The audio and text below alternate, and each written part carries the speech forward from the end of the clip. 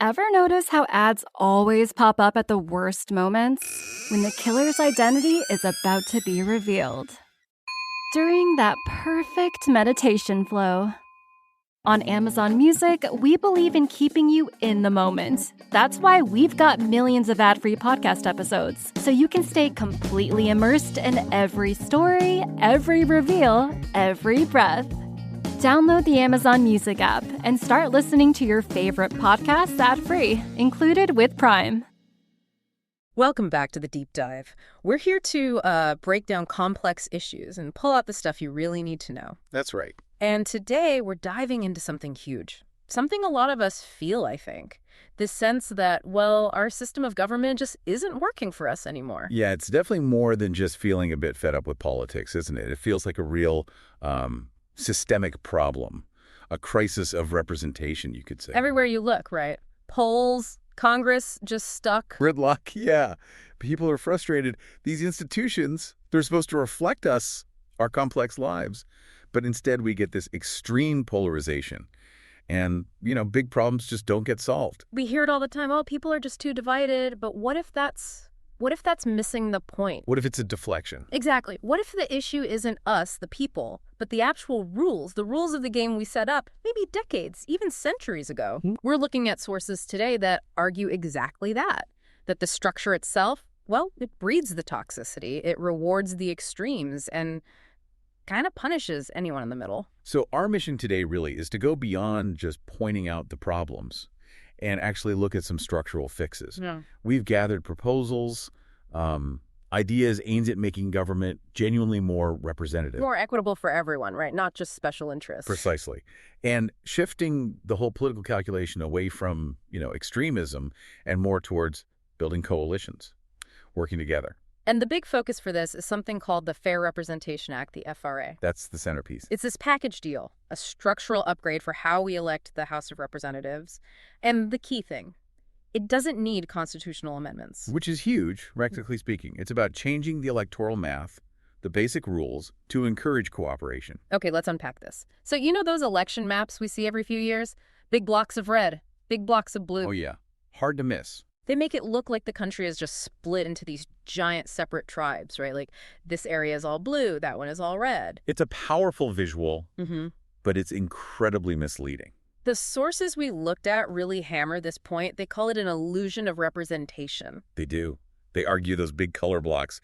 They're basically rounding errors. They completely hide how complex America actually is, how much diversity of thought exists everywhere. We get conditioned by these maps, don't we? To think, oh, well, Republicans just don't live in California cities, or Democrats don't exist in rural Kansas. But that's just not true. In this visual lie, it has real costs. Politically, psychologically. Because it hides millions of people, millions of Republicans in those blue cities, millions of Democrats or liberals in those red rural areas. Exactly. And under our current system, those viewpoints, they're basically invisible. Erased. If you live in a district where your party always loses or always wins by a massive margin, your vote for Congress feels kind of pointless, doesn't it? It feels performative, yeah. Which really goes against what some of the founders, like John Adams, envisioned. He talked about a legislature where, all the people could be seen. But if huge chunks of the country have a significant minority viewpoint with literally zero representation in Congress, well, that vision hasn't really worked out, has it? It's failed in that respect. And that exclusion, it's not just unfortunate, it's a direct, toxic result of how we vote. This single-member, winner-take-all district system we rely on almost everywhere. That's the core mechanism causing the problem. That's what the reformers argue. The extreme polarization, the intense partisanship, Congress being unable to govern. These aren't just happening by chance. They're predictable outcomes. Direct, predictable consequences of an electoral structure that actually rewards conflict. I thought one of the most, damning points in the sources was how this structure messes up the two-party system itself. So? Well, think about any big issue. Infrastructure, climate change, healthcare, whatever it is. The system basically guarantees one party lines up for it, and the other party feels forced to be reflexively against it. Almost automatic. It's a built-in antagonism machine. Opposition gets rewarded, not finding solutions. Because if winning your primary election means firing up the most extreme 30% of your party, Then your whole focus becomes conflict, demonizing the other side, not governing. And so the big critical problems just sit there, unaddressed, year after year. Which is why the sources say, look, the only way out is to really shake up the system.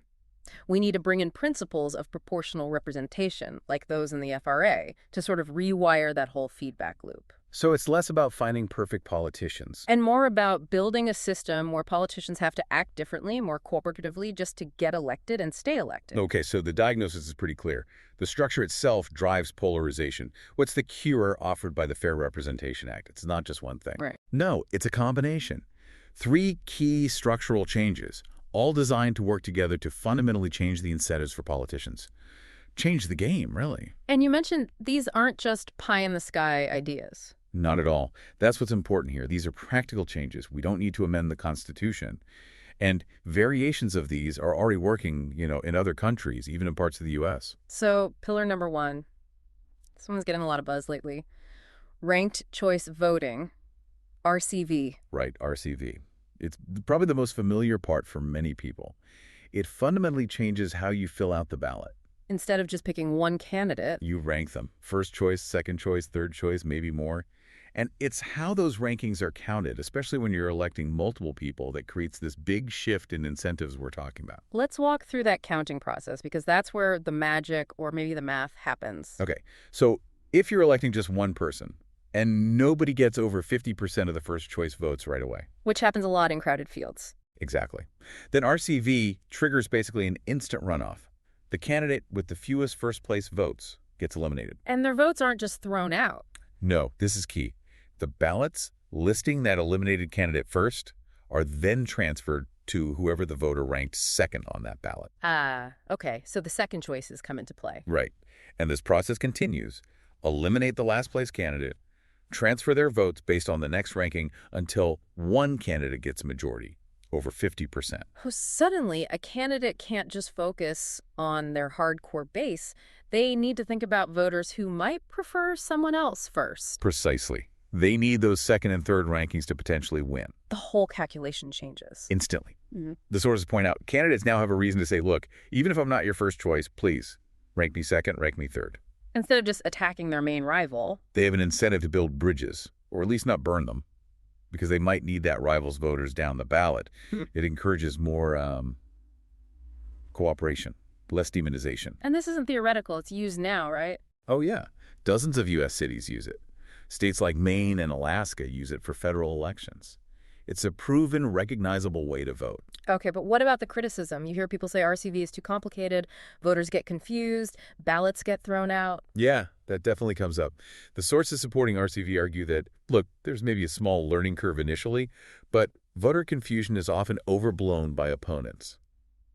Exit polls in places using RCV generally show voters find it straightforward. And the benefits. The big one cited is a noticeable drop in negative campaigning. Studies comparing RCV races to traditional ones show less attack ad spending. Why? Because candidates don't want to alienate voters whose second choice they might need. So more civility. That seems to be a real outcome. Proponents argue that benefit plus potentially higher participation outweighs any minor initial complexity. Okay, that makes sense. And that connects to the second pillar, which you said is really the engine for better representation, multi-member districts, MMDs. Yes, MMDs. This is where we tackle that geographic representation problem head-on. The FRA suggests we stop using these single-member districts for the House. Where one person wins, everyone else loses. Right. Instead, you create larger geographic areas. Maybe combine 3, 4, or 5 current districts into one big one. And in that larger district, you elect multiple members simultaneously, say, up to 5. Wait, if you just elect 5 people in a big district the old way, wouldn't the party with like 51% just win all 5 seats? Good question. That's where combining it with RCV is absolutely crucial. But a specific form of RCV designed for multiple winners. It guarantees proportionality. Proportionality. How does that work mathematically? It uses a threshold, often called a quota. Think of it this way. If you're electing 5 representatives, you don't need 50% of the vote to win a seat. You just need enough votes to cross a certain threshold. Okay, so what's the threshold? It's basically calculated so that only the required number of winners can cross it. For 5 seats, the threshold is just over 1/6 of the vote. or about 16.7%. If you get that much support, you're guaranteed one of the 5 seats. 1/6. Okay, let's make that concrete. Say you have a district that's 60% Republican, 40% Democrat. Today, the Democrat gets nothing. Zero representation in Congress from that district, typically. Yeah. But under a 5-site MMD, using this proportional RCV, that 40% Democratic vote share easily clears the 16.7% threshold multiple times. They'd be virtually guaranteed to win 2 of the 5 seats. 2 seats. And the Republicans. With 60%, they'd win the other 3 seats. Wow. That completely changes things. It means if you're a Republican in a blue city or a Democrat in a red rural area, Your vote suddenly matters. Yeah. It directly contributes to electing someone who actually represents your viewpoint. You're not just casting a protest vote anymore. You get a seat at the table. that feels huge. It breaks down those monolithic red and blue blocks. It reflects the reality that districts aren't monolithic. They have diverse voices. This system allows those voices to actually be heard in Congress. It unlocks genuine representation. Okay, so RCV changes the tone. MMDs ensure proportionality. What's Pillar 3? Independent redistricting commissions. Right. Because even with these bigger multi-member districts, you still have to draw the outer lines somewhere, right? Someone has to decide where the 5-member district begins and ends. Exactly. And we know the process, redistricting, can be incredibly political and manipulated. Gerrymandering. So, the FRA includes establishing independent, nonpartisan commissions to draw those lines. Taking it out of the hands of politicians who might draw lines to help themselves or their party. That's the idea. These commissions would use neutral criteria, things like keeping counties or cities whole, respecting communities of interest, not partisan advantage. It adds a layer of integrity to the whole process. Let's dig into that gerrymandering point a bit more, because often that's blamed for everything, right? All the polarization, the gridlock. People point to those crazy-shaped districts. It gets a lot of attention, and for good reason. Toxic partisan gerrymandering, where one party draws lines specifically to lock in an unfair advantage, is a real problem. And the FRA is supposed to fix that. The argument is, yes, it's a very effective solution for toxic gerrymandering. When you have larger, multi-member districts electing people proportionally, the usual tricks of packing your opponent's voters into one district or cracking them across several districts just don't work the same way. It blunts the weapon, so to speak. It really does. But the sources we looked at make a deeper, more fundamental point. They distinguish between fixing gerrymandering and fixing the problem of districting itself. Okay, what's the difference there? Gerrymandering is the intentional manipulation for partisan gain. But the deeper argument is that even if you drew perfectly fair, compact, single-member districts, the very nature of winner-take-all in those districts inherently produces polarized winners. How so?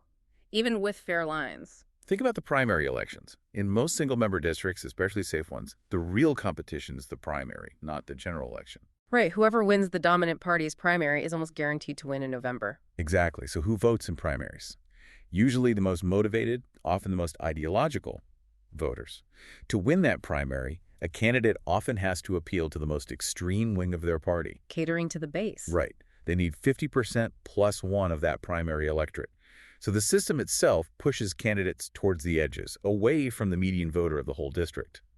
The winner is often much more polarized than the district they represent. So winner-take-all itself is part of the problem, not just strangely drawn lines. That's the structural argument. It's an almost unavoidable outcome of that system. And we see the real-world impact of this failure everywhere, don't we? Making millions feel like their vote just doesn't count. Look at the examples the sources use. Massachusetts. It's got a lot of Republicans, right? They elect Republican governors sometimes. Yeah, it's not uniformly blue. But getting a Republican elected to Congress from Massachusetts, it's described as really, really hard. Almost impossible under the current map and system, those Republican voters.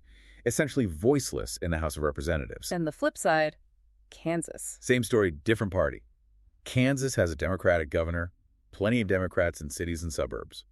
But winning a congressional seat as a Democrat there, just as tough.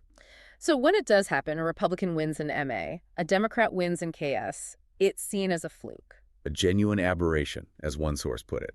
Think about the message that sends to voters. Year after year, your vote for Congress is effectively meaningless if you're in the minority party for that district. Breeds cynicism, apathy. Absolutely. And it fuels a national polarization because people feel like the system is rigged against them based purely on geography. Millions are disenfranchised in practice, even if not in law. Okay, so this brings us back to the solution. Combining RCV and MMDs, how does that combination actually break this cycle? How does it force moderation, or at least broader appeal? Right, here's where it gets really interesting. In a, say, 5-member district using proportional RCV, a candidate simply cannot win by only appealing to the most extreme 15 or 20% of their party. Because that's not enough to get over the threshold. Not even close, usually. Right. To get one of those 5 seats, you need that roughly 17% threshold. To get there, you almost certainly need second, third, maybe even fourth choice votes from a much broader range of people. Including people who might prefer the other party first. Often, yes. Or voters who support a more moderate candidate within your own party, or an independent. You have to build a wider coalition of support. You can't just rely on the fringe. So the incentive structure completely flips. Lawmakers are suddenly, well, they're pushed to act differently. They're incentivized to govern together, as the sources say. The motivation shifts away from just winning your base and owning the libs or cons online. From winning the news cycle through conflict. Exactly. The current system rewards the loudest, most confrontational voices who call the other side stupid and evil. The FRA, with RCV and MMDs, creates a different path to success. A path that requires cooperation. It provides a direct electoral reason to try to work with other members, because you might need their voters' backup preferences to secure your seat or to pass legislation later. It makes coalition building and mutual respect, or at least tolerance, electorally valuable. So it's not just tweaking the rules, it's trying to change political behavior by changing what leads to political success. This conversation really shifts the focus, doesn't it? From just one person, one vote, which we hear all the time. Which is fundamental, of course. Of course. But the FRA proponents seem to be pushing for something deeper. One actually meaningful vote. A vote where it feels like it genuinely matters, like it contributes to the outcome. And that's the key difference for millions of people right now.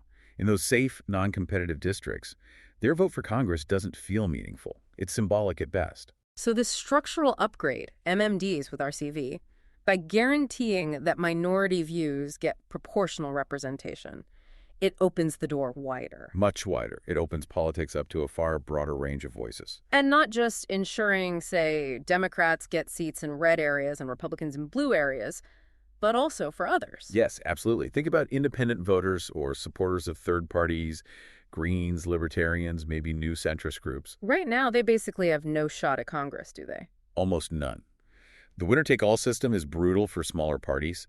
Even if a party gets, say, 10 or 15% support nationally, they typically win 0 seats because that support is spread out. But in a large MMD. If a third party or an independent candidate can consolidate, say, 15, 20% of the vote within that larger district, they cross the threshold, they win a seat, they get an actual voice in Congress. That would change everything for them, wouldn't it? Fundraising, getting media attention, mobilizing voters. It makes them viable. It creates real competition beyond just the 2 major parties. And this expansion of voice, it seems, has a really significant measurable impact on who gets elected in terms of demographics, too, particularly for women. Yes, the data on this is quite striking. Organizations that track women's representation have found strong links between these kinds of electoral systems and electing more women. How strong a link? The sources consistently point to studies showing that systems using RCV and or multi-seat districts tend to elect about twice as many women to office compared to our standard single winner pick one system. Twice as many. That's a massive difference. Why? What's the mechanism? Well, there are a few factors researchers point to. One is that RCV can lessen the power of traditional party gatekeepers in primaries, who historically might have favored male candidates or incumbents. Okay. Another is that in multi-member districts, parties often feel pressure to run a more diverse slate of candidates to appeal across that larger, more diverse electorate. They can't just run 5 clones of each other. They benefit from having candidates who appeal to different segments. So it creates more opportunities for women and candidates from other underrepresented groups to actually run and win. Exactly.